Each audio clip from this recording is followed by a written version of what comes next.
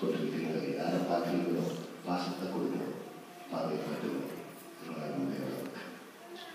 அதுதான் மனிதாபிமானம் என்ற குணம். அதாவது சமீபம் சொல்றேன், நம்ம வாழ்க்கையில் நிறைவா வாழ வேணும். ஆண்டவன் கொடுத்தது இது நமக்கு மார்க்கெட் கிடைக்காது. எல்லாமே மார்க்கெட்டில் கிடைக்கும், ஆனால் இது மார்க்கெட்டில் கிடைக்காது. வாழ்க்கைக்கு தேவையானதெல்லாம் மார்க்கெட்டில் உங்களை எழுதி கொடுப்பாங்க. நீங்கள் இன்டர்நெட்டில் போய்ட்டு ஆர்டர் பண்ணால் போதும், வீட்டுக்கு கொண்டு கொடுத்துருவோம் இல்லையா? கடைக்கு கூட போக வேண்டியது இல்லை. இப்போ நீங்கள் நெட்டில் போட்டு கிளிக் பண்ணால் உங்கள் வீட்டுக்கு வந்துடும். எந்த வீடுனாலும் இல்லையா? சுடு சுடாக வரும். இப்போ வெயிட் பண்ண சமையலாகி போகிறது, என்ன வேணும்னாலும் வீட்டுக்கு கொண்டு கொடுத்தாங்க. ஆனால் மார்க்கெட் கிட்ட கொடுப்பாங்களா? இல்லை, அது மார்க்கெட்டில் கிடைக்காது. அது எங்கள் பொருளாக கிடைக்காது. அது ஆண்டவன் தான் கொடுக்குறோம். அப்படி ஆண்டவன் கொடுத்து இந்த வாழ்க்கையை வந்து என்ன பண்ண வேணும்? ஆண்டவனுடைய வச்சுக்கொள்ளப்படாது. சமைச்சல் தெய்வீகமாக இருக்க வேண்டாம், தெய்வீகமாகவே இருக்க வேண்டும். நம்ம ஒன்றும் தார்மீகமாக தார்மீகமாகவே இருக்க வேண்டும். தார்மீகம் என்ன? சுத்த சிந்தனை, சுத்த நாமம், சுத்த சேவை, சத் சிந்தா, சத் நாமம், சத் கர்மம். அழகான அமைதியான அன்பான சிந்தனை, அமைதியான அழகான ஆழமான வார்த்தைகள், அன்பை சொல்லி உயிருக்கு அளவுக்கு செய்யும் தார்மீகமான சேவைகள், இதெல்லாம் நம்மளோட நல்ல இருக்க வேண்டும். இதெல்லாம் தான் கடவுள் பார்க்கிறார். ஒரு ஊருக்கு வந்து நம்ம எவ்வளோ அன்பை செலுத்தி மதிப்பு கொடுத்து மரியாதை கொடுத்து பகவானோட பாதத்தை பிடிச்சு நமஸ்காரம் பண்ணி அங்கிருந்து பிரசாதம் எடுக்கிறோம். நமக்கு தெரியாமல் இல்லை, தெரியும் எப்படி இருக்க வேண்டும் என்று. ஆனால் கோவிலுக்கு வந்து பகவானுக்கு முன்னே எப்படி இருக்கிறோமோ அதே குவாலிட்டி எங்கேயும் நமக்கு இருக்கணும். அது ஒரு 5 நிமிஷத்துக்கு மட்டும் இல்லை, லைஃப் டைம் அந்த பவ்ய பாவம் இருக்கணும். பய பக்தி பகுமானத்தோட நம்ம எல்லா கடமைகளும் செய்ய வேண்டும். யாரோடையும் மானசீகமான ஒரு விரோதமும் நமக்கு இந்த வாழ்க்கையில் இருக்கக்கூடாது.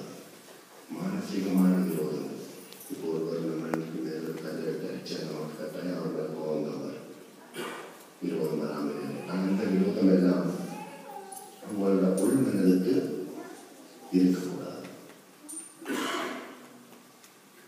உள்மனதில் நீங்கள் பகவானை தான் வச்சுக்கணும். கோவிலுக்குள்ள நிறைய விசேஷங்கள் நடக்கும். சில கர்ப்பகிரகத்துக்குள்ள பகவான் மட்டும்தான் இருக்கிறார். அதுக்குள்ள விஷயம் கிடையாது. இங்கே நீங்கள்லாம் வந்து உட்காந்து எல்லாம் பண்ணுவோம். நான் கர்ப்பகிரகத்துக்குள்ள போயிட்டு பண்ண முடியுமா? நமக்கு அதுக்கு சிலவங்களுக்கு பகவான் உத்தரவு கொடுத்துருக்கோம், அவங்க தான் போக முடியும். வந்தவங்களுக்கு தான் உள்ளத்தில் இடம். ராமநாதருக்கு தான் கர்ப்பகிரகத்தில் போயிட்டு பிரம்மத்தை உணர்ந்து பிரம்மத்தை வழங்கி பிரம்மத்தை மாட்டிக்கொண்டு பிரம்மத்தை பரவகின்ற ராமநாதனுக்கு மட்டும்தான் கர்ப்பகிரகத்தை பகவானிடம் கொடுத்திருக்கிறார். பட் ராமநாதன் என்ன பண்ண வெளியில் நின்று கும்பிட்டு பிரதானம் வாங்கிட்டு பகவானை வாங்கிட்டு போக வேண்டியதுதான். அவர் வெளியில் என்னென்ன நடந்தாலும் சரி, கர்ப்பகிரகத்துக்குள்ள எவ்வளோ சாந்தமாக இருக்கின்றது. அதுக்குள்ள போயிட்டு யாரும் சத்தம் போடணும். இங்கே இருந்தால் சத்தம் போட்டுருக்கோம், சில நேரத்தில் அங்கே சொல்லிட்டு இருக்கோம். ஆனால் கர்ப்பகிரகத்துக்குள்ள நாம சங்கீதம் மட்டும்தான் இருக்கின்றது. சரி, அது மாதிரி நம்ம உள்மனது அப்படிதான் இருக்கிறோம். அது வேற எதிரையும் போட்டு பேசிய வேண்டாம். ஏன் தெரியுமா? நமக்கு கிடைக்க வேண்டிய அருளும் பொருளும் எல்லாம் அங்கிருந்து தான் வரணும். நம்ம நினைக்கக்கூடாது பலமையாக இருக்கிற பழமை எனக்கு கிடைக்கிறது, நான் நிறைய கிடைக்கும் நினைக்கக்கூடாது. மனம் வச்சால் எனக்கு கிடைக்கும்.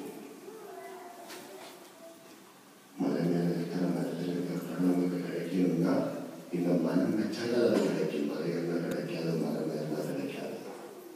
இந்த மனம் வச்சா அது கிடைக்கும். அப்ப நீங்க மலையும் மேல வேண்டாம், மரம் மேல வேண்டாம், நீங்க இருக்கிறதுக்கு அந்த பழம் வரும். அந்த அளவுக்கு வேகமா இருக்க வேணும் நம்ம உள் மனது. நீங்க சங்கல்பம் பண்ணணும், அப்பதான் ஜெயிக்கும். அதான் எங்கே இருந்தது பூஜை நீங்க பண்ணலாம், வேணும்னாலும் பண்ணலாம். சங்கல்பம் நீங்க மானசீகமாக பண்ணணும்.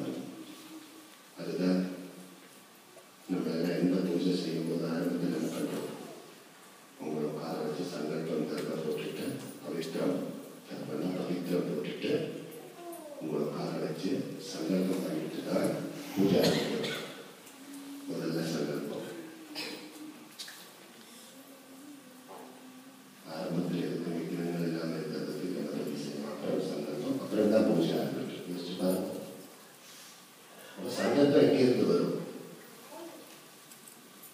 இங்கிருந்து வரும். அப்போ அது சங்கல்பம் எடுக்கணும்னா அந்த ரொம்ப பவித்திரமா இருக்கணும். அதுக்கு தான் பவித்திரம் போகணும். வேற எந்த அல்லலும் ஆதியும் இருக்கக்கூடாது. அல்லலும் ஆதியும் இருந்தால் ஒரு நாளைக்கு நம்மளுக்கு சங்கல்பம் எடுக்க முடியாது. சங்கல்பம் எடுக்கும்போது அதுதான் வரும். நீங்க என்ன கூடி இருக்க செய்யறீங்களோ அதுதான் உங்களுக்கு வெளியில வரும். சங்கல்பம் பண்ணும்போது அதுக்காக தான் எங்கே யார் எடுக்க வேணும்? அனுமதிக்குள்ள யார் எடுக்கிறார்? அவர் மலையை தூக்கி வச்சிருக்கிறாரா? ராமனை தூக்கி வச்சிருக்கிறாரா? அனுமன் கையில் மலையை தூக்கி இருக்கிறார். அங்கே யார் வச்சிருக்கிறார்? கையில் இருக்கிற மலை தூக்கி வைக்கிற ராமனை தான் வச்சிருக்கிறார். அதே மாதிரி நம்ம மானசீகமாக பகவானில் நிறைவாதிக்க வரணும். அப்புறம் நீங்கள் சங்கல்பம் பண்ணி பாருங்கள், எல்லாம் ஜெயிக்கும். எல்லா பூஜையும் வழிபாடு நடக்கும். அதை விட்டுட்டு சங்கல்பம் பண்ணும்போது அப்படி இப்படின்னு வந்துட்டோம்னா நம்மளுடைய கண்ட்ரோலாக இருக்கும். அப்புறம் சங்கல்பம் பண்ணும்போது நமக்கு சங்கல்பத்தில் இருக்க முடியாது. எத்தனையோ மக்களுக்கு அப்படி நடக்குது. உட்காந்துட்டு பண்ணிட்டு இருப்பாங்க. ஆனால் சங்கல்பம் நாளைக்கெல்லாம் போகும். சிந்தனையில் அதை எடுத்துக்கணும். நேற்றுக்கு சாப்பிட்டது ஏதோ அதை நினச்சி கொண்டிருப்பாங்க. நாளைக்கு எங்கே சாப்பிட்றது வரும் அதை நினச்சி கொண்டிருப்பாங்க. இங்கே வேறு விஷயம் நடந்தது. அப்போ அங்கேயுமே மனம் மலைப்பாடு. அப்படியெல்லாம் இருக்காங்க இருக்காது. அப்படியெல்லாம் இருக்கக்கூடாது. அதுதான் அங்கே போச்சு. அப்புறம் பார்த்தீங்கன்னா அந்த ஃபோன் அடிச்சுட்டு மனசுனால போயிட்டது. அவ்வளோதான் நம்ம மனோட மனசோட கெப்பாசிட்டி. இன்னும் பார்த்து மொபைல் அடிச்சாங்க போகும். இங்கே இருக்க சாமியாக விட்டுருக்கீங்க ஒரு நிமிடம். அப்போ நம்ம மனசுடைய கெப்பாசிட்டி அவ்வளோ. அதனால தான் சாமி சொல்கிறேன், நீங்கள் உள் மனதாலே அவங்கள ரொம்ப பிரேம பக்தியோட பகவான் நம்ம அணைச்சி வைக்க வேண்டும். பகவானுக்கு அதுதான் வரும். நம்ம அலங்காரம் மனதெல்லாம் அப்புறம் தான். முதல்ல என்ன வேணும்? அன்பை செலுத்த வேண்டும். ஆசைகள் ஒதுக்க வேண்டும். புரிஞ்சுதா? அன்பை செலுத்த வேண்டும். ஆசைகள் ஒதுக்க வேண்டும். ஆசைகளை செலுத்த வேண்டாம். அந்த வீட்டை அளவுக்கு மீறின ஆசைகள்